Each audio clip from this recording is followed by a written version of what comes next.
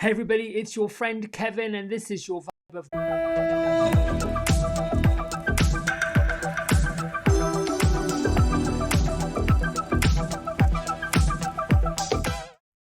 Woo! We made it. Christmas Eve, almost Christmas Day. I hope you're well, wherever you are, whatever you're doing. I am. I'm feeling good. I'm feeling great. I had a lovely night's sleep. I was tucked up in bed by 8:30 last night. I think I watched some silly nonsense, which I usually do on one of those streaming channels to let me go off sleeping. The night before was a bit restless, I have to say. I've been getting, like waking up at 1:32, and I think when that happens, not getting up and running around and rattling about the house, but I think when that happens, I think I've got to take a note out of some of my wise teachers and write down what's coming to me, write down what's going around my noggin. Anyway, let's get right to the cards. I was going to say something else, but let's get right to the cards. And I'm going to use the fairy tarot again. I like these little fairy cards. They give me fun inspiration. Okay, so let's see. Angels, ancestors, and fairies of all the realms, come forward today with a beautiful, precious message that everybody who. Whoop, there's one that Queen says. The Queen of Autumn. Okay, we've seen you before. I'll put you up there just for prosperity. Okay, let me choose a card here. She popped out. I think that's a bonus. She just wants to, I feel like she wants to come in and say, okay, here we go. There we are. Let's spread, let's see, should I spread them out? Take one off the top. Let's just spread them out. 3, 2, 1, 2, 3. Take one off the top. Let's see. 7 of Summer.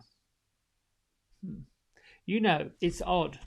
This morning I was sifting and sorting and shaking and shuffling just to shuffle out the deck from other energies, and I needed to reset these lights because I've been struggling with the glare of these lights. So I reset them.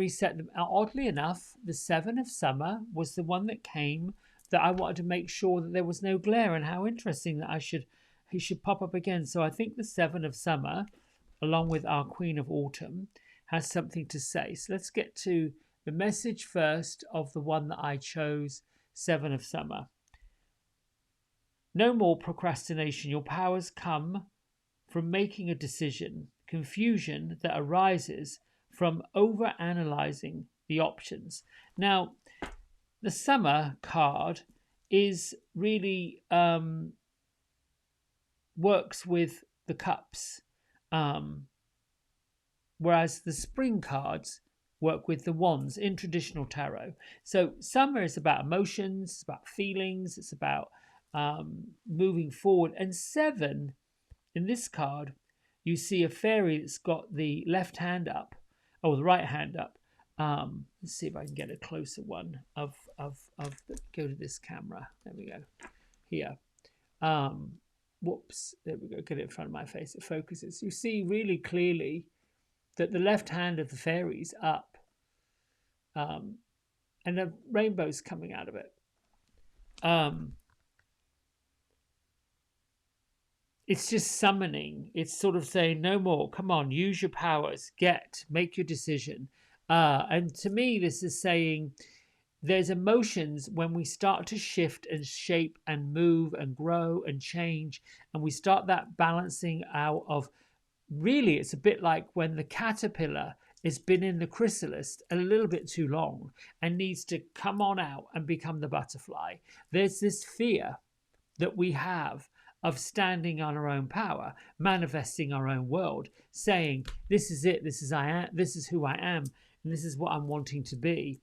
So now the Queen of Autumn, I'm going to read her thing now, and then we'll join the two together. Generous, stylish, gracious, practical. That's what she represents. To me, she's an opulent woman that just has a scepter in one hand that's got a bejeweled end to it, looks like a ruby, and then she's sitting on a throne. and she's got herself some ermine. She got this ermine robe around her, and what looks to be what I would fondly say, it looks a bit like the fabric that she had left over from the throne. She's made herself a throw out of it. Good for her. She's quite a practical woman. And then over there on her left side, she's got a bunny rabbit right down here in the corner. So there's a little bit of whimsy, a little bit of fantasy, a little bit of like Alice in Wonderland. So here's what her message says: be practical with respect to how you're going to proceed. The ability to make anything more beautiful. Meeting someone who can help your dreams come true. Oof. So this is like divine collaboration. So then how do we join these two together? All right. 7 of Summer. Get over the emotional fears that you cannot be who you want to be, and no more procrastination. No more sitting in the shadows. No more just, biding your time, wondering for the permission. And for me personally, that looks like no more wondering whether someone likes it or doesn't like it. The pink hair, which I'm having a good time with. And then Queen of Autumn, there's many of us, and I'll include myself, that feel like the days of opulence, the days of extravagance, the days of just going for it are sort of like dwindling. On one hand, we've got this huge long line of people that are living in the lack world, not me. And then on the other hand, how do we get to that place where we are celebrating ourselves, celebrating each other, collaborating with one another to be wealthy, healthy, wise, and wonderful? I listened this morning to something quite extraordinary. I get these lines of information that pop in. Life is short and death is sure. Life is short and death is sure. Meaning we are going to die at some point. We're going to get up out of this whole thing. And I've just been told from one of my angel fairies saying, oh, really? You're going to bring that up on Christmas Eve? Thank goodness. No, I didn't want to get morbid. That's what I'm saying. I really meant that life is short. Use it. Be with it. Have it. And also, we're in this period, if you are following canonized religion, the birth of the baby Jesus, the son of the divine, I call it, really, is here to represent your life, represent a baby being born, represent a new hope. If you follow the story, 3 wise men followed a star up in the sky, really, and went looking for this place where they heard, were told, were driven, that this Savior had come, that there was a baby coming to give hope, to give life, to give joy, to give this, to give that. It was underneath this big, huge star, which, if you loosely represents the joy and the light that's within us. We're guided and we're driven and we're called based on the heart space, based on the love place that lives right here, all of that.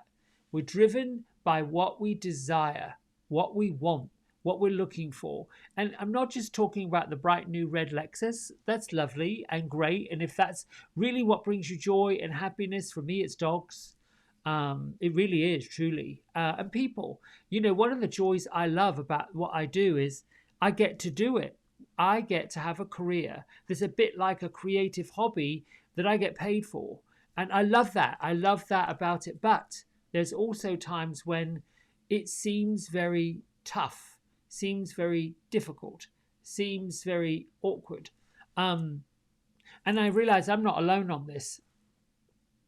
I got people that sit in the chair. They got woes. They got woes beyond woes beyond woes.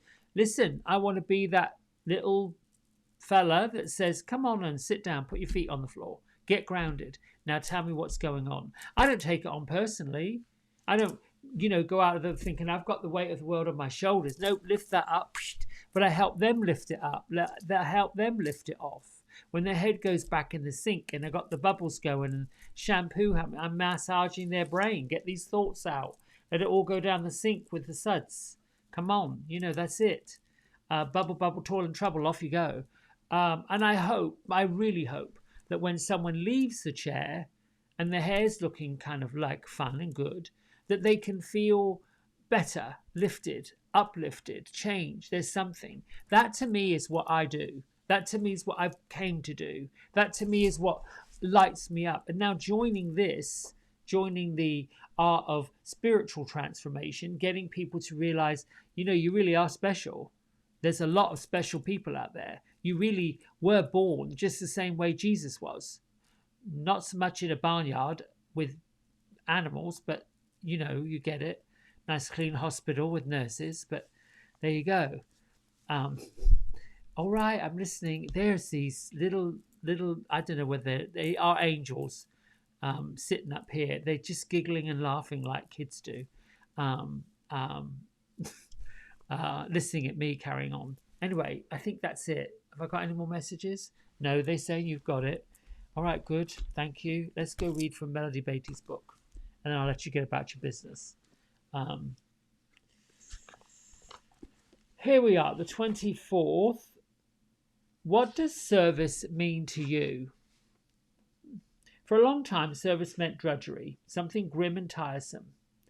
Having to say yes all the time, even when I wanted to say no. Doing a lot of things I didn't want to do because someone asked me to.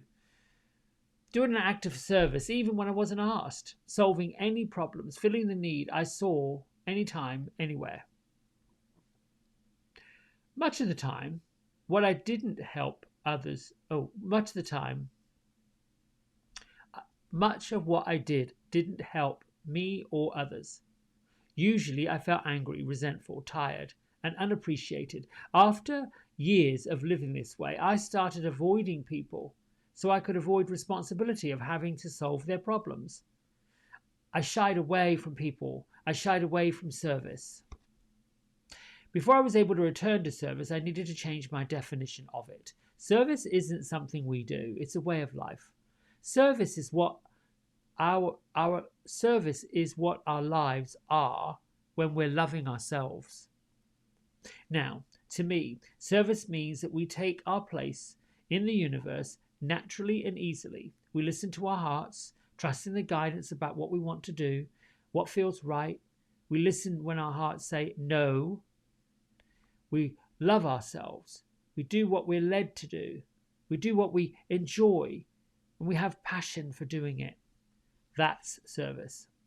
We enjoy life. We open our hearts to people around us. We laugh openly. We cry openly. We let ourselves be who we are. That's service. When a task or a job arises, that it's our job to do, one feels right and appropriate. We do it. Enjoy in love. That's service. We allow ourselves to be present in the moment, realizing the value of the work and giving, the value of the work and of the giving.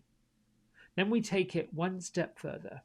We allow ourselves to have fun and enjoy what we're doing while we're doing it. That's service. If a task seems too grim to bear, if we can't find the reserves or the resolves to accomplish it, if no way to do it opens up, we quietly say no. We've not failed. We've succeeded at listening to our hearts. We have succeeded at true service.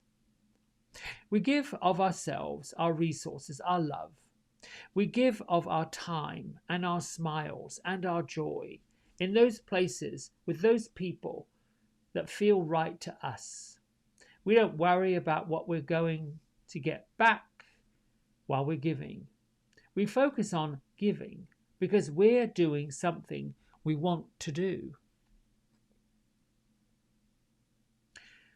If service has become drudgery, redefine it until it becomes joy.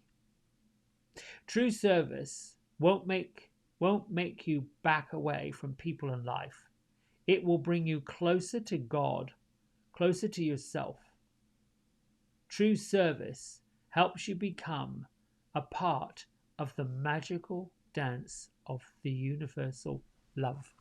True service helps you become a part of the magical dance of universal love. The magical dance of universal love. Well, I think that all sums it all up. The Queen of Autumn, the Seven of Summer, really understanding, give up the fear, dump the drudgery, find the joy in whatever you do. Whatever you do.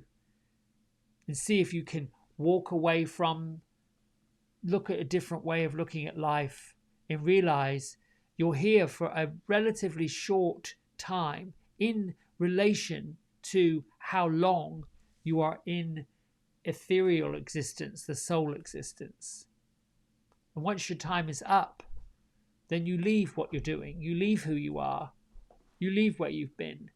And so my question really to you, as you ponder and you spend time with family, if you can heal some of the things that you perhaps need to heal, if you can have those conversations that you really appreciate about people and sort of put to bed, put to rest, not drag it back up, all the things that perhaps have been on your heart, on your mind, on your soul, that can turn into joy.